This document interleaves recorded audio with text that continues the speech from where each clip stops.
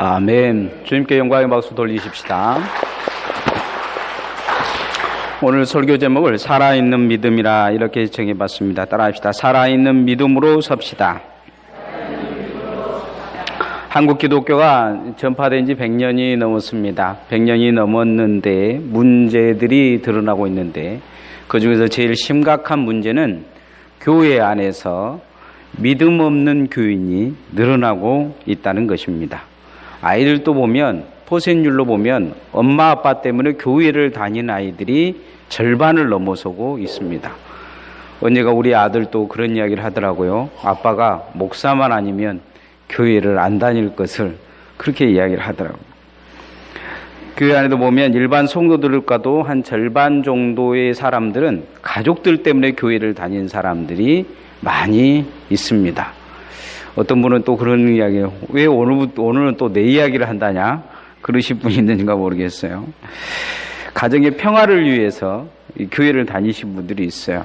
자녀의 문제가 좀 거세게해서 이제 자녀가 부모님의 교회를 열심히 다니라고 이렇게 좀 그러니까 자녀들 때문에 그냥 교회를 나와 주신 분들도 있습니다. 점점 이런 퍼센트율이 계속 늘어나고 있어요. 예수님 없는 기독교, 믿음 없는 기독교로 점점 전락하고 있는 것입니다. 지금 한국 불교가 약간 그런 스타일이 되고 있어요. 불교 다닌 사람들 보면 다 불교를 믿는다는데 불교가 뭔지, 왜 절간을 다니는지 아무 의미 없이 그냥 복 준다니까 절간 다니는 것과 교회 다니는 것과 일반시 되어져 가고 있는 이 교회의 형태가 지금 바뀌어져 가고 있는 것을 볼 수가 있습니다. 옆 사람에게 한번 물어보실까요? 예수님 믿으십니까? 네? 여러분, 몇 년 전 기독교 신문에서 기독교인들을 상대로 조사를 했습니다. 하나님이 살아 계시냐? 이렇게 물었어요. 하나님이 살아 계신 걸 믿느냐? 그랬더니 한 40%의 교인들에게 물은 거예요. 40%의 교인들이 하나님이 살아 계신 것을 믿는다. 이렇게 응답을 했습니다. 38%가 뭐라고 이야기했냐면 확신이 없다. 그렇게 이야기했어요. 나머지 한 20 몇 프로는 뭐라고 이야기를 했냐면 모르겠다. 이렇게 했어요. 교회 다니면서 한 20%는 모르겠다. 한 38% 정도는 확신이 없다. 모르겠는 거랑 확신이 없는 거랑 고만고만한 거죠. 한 10명 중에 4사람만 확신이 있게 하나님의 살아계심을 믿고 교회를 다닌다는 것입니다. 우리도 언젠가 그런 모습을 가질 때가 있었을 것입니다. 그러나 하나님 앞에 우리가 신앙은 확신 있게 살아있는 믿음으로 서야 될 줄 믿습니다. 지난해 개봉된 기독교 영화 중에서 신은 죽지 않았다 그런 영화가 있습니다. 이제 엊그저께 이제 2가 개봉했어요. 신은 죽지 않았다 2가 개봉을 했다 그래서 제가 영화관에서 오랜만에 영화관에 가서 영화를 봤습니다. 물론 가서 잤지만요. 작년 개봉된 영화는 이 실화를 바탕으로 한 영화입니다. 미국의 하버드 대학의 냉철한 무신론자 교수인 제프리 낸슨이라는 이 철학자 교수가 첫 강의를 들어오는 학생들에게 종이를 한 장씩 싹 나눠주고 거기에다가 글을 쓰게 했습니다. 뭐라고 쓰게 했냐면 신은 죽었다 이렇게 쓰라 그랬어요. God is dead 이렇게 쓰게 했습니다. 왜냐하면 철학은 신이 살았다는 개념으로 시작하는 게 아니라는 것을 가르치기 위해서 신은 죽었다 쓰라고 했는데 다들 쓰는데 한 학생만이 거부를 했습니다. 조시라는 학생이 하나님은 죽었다 이렇게 쓸 수가 없다는 거죠. 그래서 내가 하나님이 살아계신 것을 증명해 주겠다 이러면서 이 교수와 이제 그 교실에서 다툼이 일어나면서 그 증명하는 그런 과정들을 만들어내는 영화입니다. 여러분 어떻습니까? 여러분에게 누군가가 하나님은 살아 계십니까? 이렇게 묻는다면, 하나님은 죽었다 이렇게 묻는다면 여러분은 아닙니다. 하나님은 살아 계십니다. 라고 답변할 수 있겠습니까? 오늘 우리가 그런 확실한 신앙 고백이 없다면 우리의 믿음은 죽은 믿음일 것입니다. 그런 확실한 신앙 고백이, 하나님은 살아 계시다 하는 신앙 고백이 여러분에게 있기를 소원합니다. 그래서 첫 번째 우리가 신앙 고백 중에서 가장 핵심적인 것은 뭐냐? 전번주에 부활주일인데 부활신앙을 가져야 됩니다. 부활신앙에 굳건히 서야 됩니다. 따라합시다. 부활신앙에 굳건히 섭시다. 인도의 성자로 알려진 선다싱이 영국을 방문했는데 어떤 대학 교수가 질문을 했습니다. 당신은 오랫동안 힌두교를 믿었는데 어떻게 전통적인 힌두교를 버리고 기독교 신자가 되었습니까? 그 이유가 무엇입니까? 물으자 이 선다싱은 간단하게 대답하고 했다고 합니다. 그 이유는 단순히 단 한 가지입니다. 예수 그리스도께서 부활하시고 다시 살아나셨기 때문입니다. 선다싱은 간단하게 대답하기를 내가 기독교로 개종한 이유 중에 한 가지는 뭐냐면 예수 그리스도께서 부활하셨기 때문에 내가 개종한 것이다. 이렇게 이야기했다는 거죠. 기독교와 타 종교의 차이 중에 한 가지는 뭐냐? 타 종교에서는 부활이 없습니다. 부활이에 영생이 없다는 것이죠. 그러나 예수 그리스도가 부활하시고 영생을 우리에게 허락하신 것을 때문에 우리는 예수 그리스도를 믿는 그런 기독교를 따르고 있는 것입니다. 이 고백이 선다싱에게 있었던 것처럼 우리에게도 있어야 될 줄 믿습니다. 한국교회 이단으로 규정된 단체가에 있는 사람들, 이단이라고 말하는 그곳에 가입되어 있는 사람들이 한 150만 명 정도 된다고 합니다.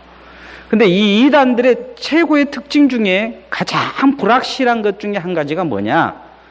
이단으로 규정하는 가장 핵심적인 포인트 속에 무엇이 들어있냐면 부활을 믿지를 않는 것입니다. 부활절도 같이 지키기는 해요. 그런데 그들이 믿는 부활들을 잘 들여다보면 우리가 믿는 부활과 다릅니다. 그들은 육의 부활을 거의 믿지 않습니다. 예수님이 영적으로 부활했다고 이야기를 합니다. 왜냐하면 육의 부활을 이야기하지 않는 이유는 예수님이 영으로 부활했다 그래야 그 교주에게 예수 그리스도의 영이 들어갔고 이 교주가 부활체가 돼서 영생을 한다고 이야기하고 있기 때문입니다. 대표적인 이단인 이 신천지도 이런 개념의 이야기를 하고 있습니다. 초대교회도 이런 이야기가 많이 있었습니다. 주로 영지주의 쪽에서 이야기를 하는데 영지주의의 특징은 깨달아야 구원을 얻는다 그렇게 이야기합니다. 우리나라의 대표적인 영지주의가 바로 이 구원파입니다. 이 구원파의 신앙에도 보면 이 부활이 약간 문제가 있습니다. 예수님이 십자가에서 죽은 것이 아니라 당시에 이 많은 이 초대교회 이단들도 보면 기절했다가 다시 살아난 것이다 이렇게 이야기했어요. 아니면 제자들이 시체를 훔쳐간 것이다 이렇게 이야기했습니다. 그러고 나서 예수님은 죽은 것이 아니다. 그냥 예수님은 영원히 죽은 것이다. 그리고 영원히 다시 살아나는 이런 신학적으로 말하면 가연설을 주장하는 이단들도 있었습니다. 이들의 특징은 예수님의 부활을 흩어버린 것입니다. 부활을 믿기는 믿는데 제대로 못 믿게 함을 통해서 구원에 이르지 못하도록 하기 위한 사단의 계략이 그 안에 들어있는 것을 볼 수가 있습니다. 사단은 확실히 우리에게 다가와서 무엇을 흔들어 놓냐면 이 부활신앙을 흔들어 놓습니다. 우리에게도 묻습니다. 그냥 정말 그걸 믿느냐? 이런 질문을 자꾸 하면 믿는 것도 흔들려 버릴 때가 많습니다. 초대교회 교인들에게 베드로 사도는 이러한 믿음에서 흔들리지 말고 굳게 살아 하면서 경고하고 있습니다. 자, 1절 2절 말씀 다시 한번 같이 읽어보십시다. 시작. 그러나 내 백성 가운데 또한 거짓 선지자들이 일어났나니 이와 같이 너희 중에도 거짓 선생들이 있으리라. 그들은 멸망하게 할 이단을 가만히 끌어들여 자기들을 사신 주를 부인하고 임박한 멸망을 스스로 취하는 자들이라. 여럿이 그들의 호색하는 것을 따르느니 이로 말미암아 진리의 도가 비방을 받을 것이요. 오늘 성경에 보면 이단이 일어날 거라는 거죠. 이단이. 그래서 우리가 믿는 것에 대해서 흔들어 놓을 거라는 것입니다. 예수 그리스도를 부인할 거라는 것. 육체의 부활, 예수께서 다시 사신 부활을 부인하게 할 것이다. 이렇게 이야기합니다. 우리가 믿는 믿음을 비방하게 할 거라는 거죠. 이단들을 보면 가장 비방하는 게 뭐냐? 교회를 비방하는 것을 보게 됩니다. 교회가 이건 문제 있고 저건 문제 있고 이야기하는데 그들이 무엇을 비방하느냐면 우리가 믿는 교리를 비방하는 건 아닙니다. 그게 틀렸다고 이야기를 안 해요. 나중에 보면 틀렸다고 이야기하지는 않지만 우리와 다른 부활, 다른 예수, 다른 기독교를 가르침을 통해서 흔들어 놔버리는 것을 볼 수가 있습니다. 사도 베드로는 이 땅에 예수님을 바로 알고 믿지 못하게는 많은 이단들이 일어나고 있고 일어났다 이렇게 말씀하고 있습니다. 제가 엊그제 본 신은 죽지 않았다는 영화에서 이 영화의 그 스토리는 그런 내용입니다. 어떤 이 기독교 교사가 학교에서 이 역사 과목을 가르치고 있는데 어떤 이제 막 회심하고려고 마음을 먹었던 어떤 학생이 이 간디를 가르치고 있는 중에서 묻습니다. 간디와 예수님이 연관성이 있습니까? 그러자 이 교사가 연관성이 있다면서 예수님의 사랑에 대한 메시지를 성경 구절을 대면서 댑니다. 이게 나중에 이제 학교에서 전도했다고 고발이 당해가지고 재판하는 그런 과정의 용어입니다. 그런데 이 재판 중에 이 형사가 하나 나와서 증언을 합니다. 이 형사는 미수 사건만 전담하는 이 형사인데 이 형사가 책을 썼는데 거기는 예수님의 부활이 사실이라는 그런 책을 쓴 이 사람입니다.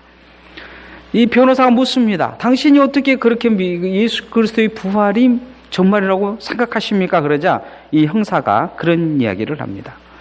보통 사람들이 사기를 치려고 하면 몇 사람만 알고 사기를 친다는 거예요. 그런데 예수님이 다시 살아나셨다고 말할 정도의 이 사기를 치기에는 너무 많은 사람들이 알고 있다는 거예요. 너무 많은 사람들이.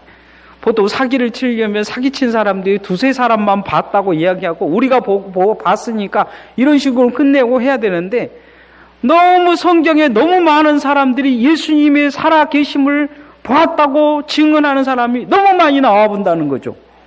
이건 사기가 아니라는 거예요. 사기칠 수 있는 사기의 문제가 아니라는 거예요. 왜냐하면 그 중에서 한 사람만 아니다 그렇게 이야기해버리면 이 사기는 끝나는 거잖아요. 그런데 또 한 가지는 문제는 뭐냐면 정말 이것이 정답인 건 뭐냐면 사기친 것 갖고 누가 죽지는 않는다는 것입니다. 초대교회 교인들은 예수 그리스도의 부활을 전하지 못하게 하면 더 전하고 감옥에 들어가고 목이 잘리고 십자가에 못 박혀도 예수님을 전했다는 것입니다. 부활을 전했다는 거죠. 부활만 안 전하면 살려주겠다는데 부활을 전했다는 거죠. 그러니까 이 형사가 하는 말이 그거예요. 형사 사건에서 사기친 것 갖고 목숨 거는 인간들은 없다. 한두 명은 있을지는 모르지만 모두 다 그걸 가지고 목숨을 건데 그럼 그게 사기겠느냐 이렇게 이야기하는 것입니다. 결정적으로 이 무신론자인 형사가 회심을 했다는 거예요. 성경을 연구하다가 무신론인 자기가 회심을 했다 이렇게 이야기합니다. 도마처럼 그 사실을 알고 믿음 없는 자에서 예수 그리스도의 부활을 믿고 전하는 자로 변해버리는 것을 볼 수가 있습니다. 우리도 오늘 성경의 내용을 알고는 있다고 하면서도 연구하지 않고 보지 않고 그냥 건성건성 신앙생활 하면서 불신앙 가운데 계속 머물러 있지는 않습니까? 예수 그리스도의 부활을 전하는 자들은 그것을 경험하고 목숨을 걸었습니다. 그 생명의 복음, 목숨을 거는 복음이 오늘 우리까지 전해와서 우리가 예수 믿게 된 것입니다. 대부분의 역사가들은 예수 그리스도의 십자가의 사건은 전부 다 인정을 합니다. 거의 역사책을 기록한다든지 세계적인 역사학자들, 2000년간 역사학자들은 다 예수 그리스도께서 탄생하시고 십자가에 못 박혀 죽었다는 것을 인정했습니다. 유대적인 역사가 최고의 유대의 역사가인 요세푸스도 그것을 자신의 요세푸스 전쟁사에 써놓은 것을 보게 됩니다. 그런데 결정적인 것은 뭐냐면 대부분의 역사가들이 안 믿은 게 있어요. 예수님이 탄생하시고 십자가에 못 박혔다는 것은 믿은데 예수 그리스도의 부활에 대해서는 애매모호하게 적어놓습니다. 요세푸스에도 보면 그런 내용이 있어요. 뭐라고 적어놨냐면 그들은 자기들이 믿는 신이 다시 살아났다고 말한다. 이렇게 이야기합니다. 우리 교회 다니면서 그럴 수 있어요. 그러잖아요. 모든 세계가 예수 그리스도의 역사가들이 인정하니까 다 인정하는 거죠. 예수님 태어나신 거 다 인정해요. 십자가에 못 박힌 거 인정합니다. 그런데 여러분 누군가 물어보면 그렇게 대답할 수 있습니다. 우리 목사님이 말하기를 예수님은 다시 태어났다고 이야기합니다. 우리가 그 정도의 수준으로 산다면 불확실한 믿음에 계속 머물게 될 것입니다. 부활의 신앙을 가져야 될 이유는 그 부활의 신앙의 결과가 그 믿음이 살아있느냐 죽었느냐 판가름하기 때문입니다. 부활의 신앙을 통해서 살아있는 믿음으로 서시기를 소원합니다. 그렇게 믿음에 굳건히 서서 마지막 날 다시 예수 그리스도를 만났을 때 영생의 부활, 생명의 부활을 갖는 성도들 되어지기를 소원합니다. 두 번째, 우리가 살아있는 믿음을 통해 가지려면 어떻게 하느냐? 말씀을 통해 살아나야 됩니다. 따라합시다. 말씀을 통해 살아나야 합니다. 믿음은 말씀을 들으면서 나타난다, 살아난다. 성경은 이렇게 말씀하고 있습니다.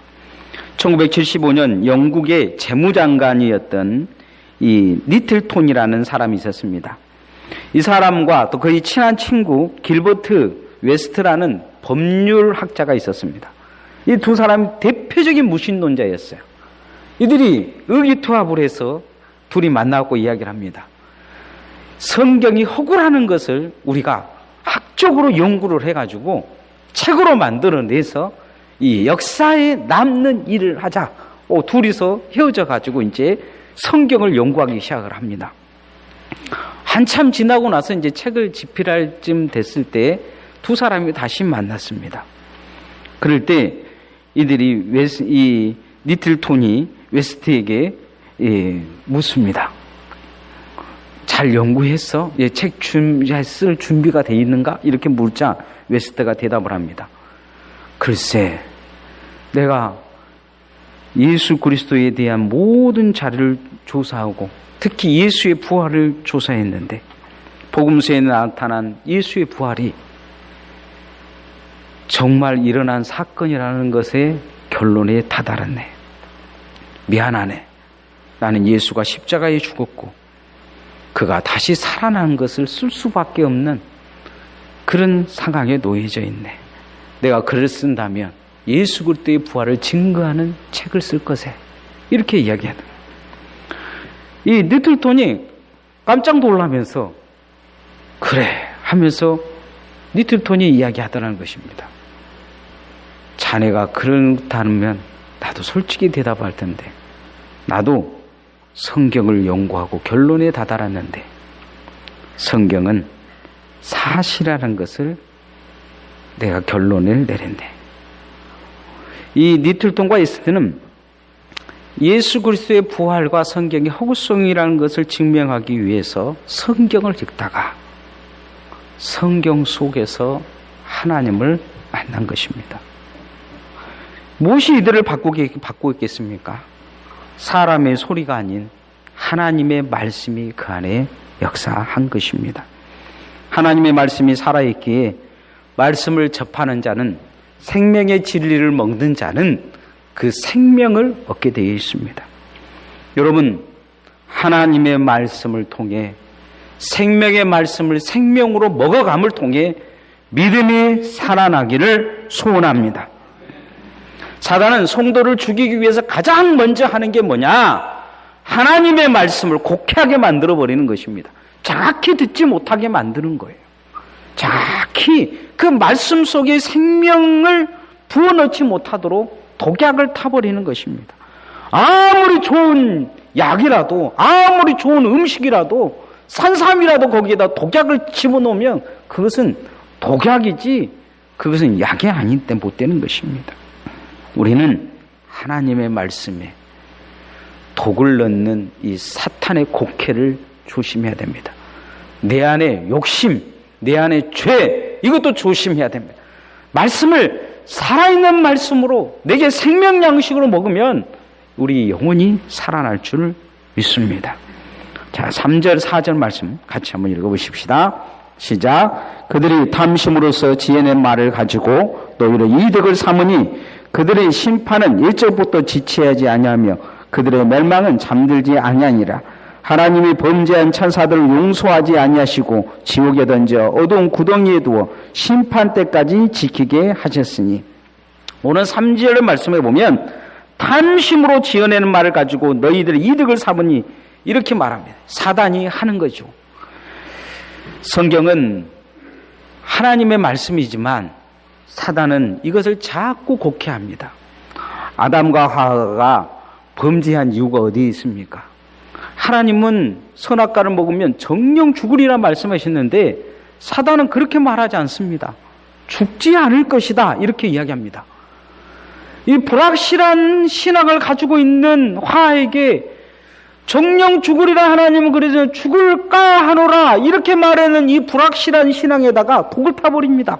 죽지 않는다는 거죠. 죽지 않는 이유가 어디 있느냐? 영생할까 싶어서 그렇다는 거죠. 하나님과 같이 되고 싶어서 그렇다. 그리고 하나님의 말씀은 생명으로 여겨지지 않고 사단이 주어진 말, 이 곡해말이 자신에게 있어서는 생명으로 여겨진 것입니다. 선악과를 먹고 결국 저주에 빠진 것을 볼 수가 있습니다.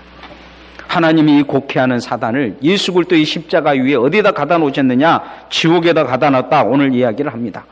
그러나 오늘 또 우리들의 주변에는 사단은 음부에 갇혀져 있어서 마지막 시대에 예수 그리스도가 오시기 전에 노아지에서 마지막 한 번 더 해방을 하게 되어 있지만 우리 주변에는 마귀와 귀신이 끊임없이 우리 주변에서 말씀을 곡해하고 있습니다. 내 안에도 보면 죄가 곡해하고 있어요.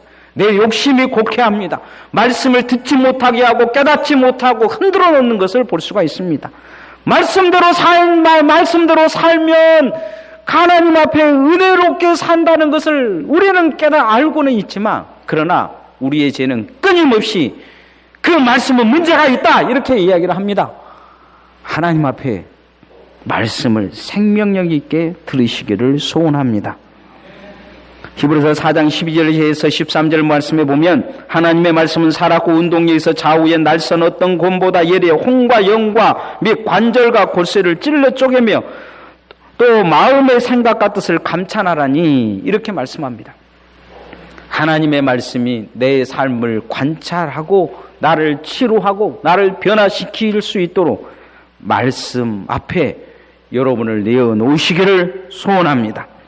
베드로서 1장 23절에 보면 너희가 거듭난 것이 썩어질 씨로 된 것이 아니고 썩지 아니할 씨로 된 것이니 하나님의 살아있고 항상 있는 말씀으로 된 것이다 이렇게 말씀입니다.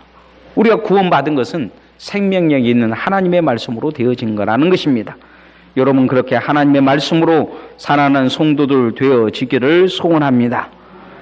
마지막 살아있는 믿음은 승리하게 되어 있습니다. 따라합시다. 승리하는 믿음을 가져야 합니다. 며칠 전 주일날 오전에 교회 현관에서 어떤 분들하고 이렇게 이야기하는데 저는 정말 은혜로운 간증을 들었습니다. 우리 어떤 어르신 집사님이 어느 날 밤에 머리도 아프고 다리도 아프고 온몸이 아파 끙끙대며 고통스러운 밤을 보내셨나 봅니다. 보통 사람 같으면 119를 이렇게 전화를 했을 것인데 그날 눈물을 흘리면서 아마 기도를 하신 것 같아요. 하나님 고쳐주세요 하고. 그런데 제게 간증을 하시기를 하나님이 고쳐주셨다는 것입니다. 온몸의 고통이 사라지고 깨끗하게 나았다. 그러시면서 그렇게 말씀하시더라고요. 그날 밤을 생각하면 눈물이 나올 것 같다 하면서 울먹울먹 하신 것을 들었습니다. 제 마음속에 그런 생각이 들었어요. 이것은 믿음이 이긴 것이다. 이 믿음이 이긴 것이다. 우리는 믿음이 이긴다는 확신을 가져야 될 줄 믿습니다. 세상 사람들은 이런 이야기 들 때 뭐 그런 일이 일어날 수 있냐 이야기하지만, 그러나 믿음인 가지고 믿음으로 구하면 믿음이 이길 줄 믿습니다. 성도는 불확실한 믿음에서 벗어나야 됩니다. 주님이 십자가 지에 제자들이 예수님 버리고 도망간 이유가 뭡니까? 그들은 예수님을 따르는 것이 인생의 실패로 생각되어졌을 것입니다. 망했다고 생각했을 것입니다. 그런데 부활 이후에 예수님을 만나고 나서 제자들의 삶이 바꿔집니다. 부활을 전하다가 끝까지 목숨 걸고 예수 그리스도를 부인하지 않고 다 십자가를 지든지 목이 잘리든지, 베드로는 거꾸로 십자가에 못 박혀 죽습니다. 이유는 뭡니까? 예수 그리스도께서 세상을 이기셨고 그 이기신 것이 그들의 전국적으로 믿음이 이길 거라는 확신을 가졌기 때문입니다. 이 땅에서 생명은 잠시 끊어질지 모르지만 마지막 날 믿음이 이길 거라는 확신을 가졌습니다. 운동장에서 축구나 야구 경기를 보면 후반전에 후보 선수들을 많이 이렇게 내보낼 때가 있습니다. 그런데 두 가지 이유가 있어요. 하나는 점수 차이가 너무 많이 나가지고 아예 질 것 같다든지, 아니면 점수 차이가 나서 뭐 이길 것 같다든지 그렇다는 거죠. 요한복음 16장 33절에 보면 이런 말씀, 이것을 너희에게 이르는 것은 너희로 내 안에 평안을 누리게 하려 함이라. 세상에서 너희가 환난을 당하라 담대하라. 내가 세상을 이기었노라. 주님이 이미 이겨놓으셨다는 거죠. 그럼 후보 선수같이 보잘것없는 믿음, 우리의 믿음 갖고는 구원받을 수 없을 것 같은 우리를 하나님의 일꾼 삼으셔서 세상 가운데 사단복을 맞서 싸우라고 내어놓으신 이유가 어디 있겠습니까? 예수님이 다 이겨놓으신 것입니다. 오늘 그 마지막 믿음의 종국적으로 이기는 것에 대한 증거를 먼저 노아를 통해서 말씀하고 있습니다. 5절 말씀 한번 같이 읽어보십시다. 시작. 이 세상을 용서하지 아니하시고 오직 의를 전파하는 노아와 그 7 식구를 보존하시고 경건하지 아니한 자들의 세상에서 홍수를 내리셨느니라. 노아가 마지막 날 이 첫 번째 창조주의의 마지막 물의 심판이 있을 때 노아의 가족들만 살아난 이유가 어디에 있습니까? 믿음으로 이겨간 것입니다. 소돔과 고모라가 멸망할 때 롯이 사이들에게 그렇게 이야기를 합니다. 이게 곧 멸망할 거라고. 그래 롯의 사이들은 뭐라고 성경에 이야기했는지 아십니까? 농담으로 여겼다. 성경은 그렇게 여깁니다. 농담으로 여겼다. 하나님의 말씀을 농담으로 여기고 사는 신앙의 수준은 마지막 땅을 치게 될 것입니다. 예수 믿는 게 옳았다. 똑바로 믿어야 되는데 하나님 예수님 만나면 그렇게 말할지 모릅니다. 요한일서 5장 4절에서 5절에 대저 하나님께 난 자마다 세상을 이기느니라. 세상을 이긴 믿음은 이것이니 우리의 믿음이니라. 이렇게 말합니다. 믿음으로 잘 이겨가시는 성도들 되어지기를 소원합니다. 어려움이 있으십니까? 고통이 있습니까? 믿음으로 이해가시고 믿음으로 기도하시고 믿음으로 주님 붙들어서 믿음으로 승리하는 종들 되어지기를 소원합니다. 말씀의 결론을 맺으면 성도가 믿음을 가지려면 이왕이면 살아있는 믿음, 확고한 믿음을 가져야 됩니다. 적당히 예수 믿고 간들 예수 믿고 그렇게 살아서는 안 됩니다. 우리가 확신 있는 예수 신앙을 가지려면 첫 번째 부활 신앙은 반드시 가져야 됩니다. 이 부활 신앙이 없다면 이건 믿음이 아닙니다. 두 번째, 말씀이 생명수가 돼야 된다. 말씀의 양식이 돼야 됩니다. 말씀을 먹고 자라나야 돼요. 아이들도 밥이나 음식이 그의 양식이 안 되고 약만 먹고 자라나는 아이는 나중에 반드시 문제가 생깁니다. 여러분, 말씀으로 성장해야 하는 성도가 돼야 됩니다. 마지막 승리하는 믿음을 가짐을 통해 살아있는 믿음의 성도들 되어지기를 소원합니다. 찬양하겠습니다.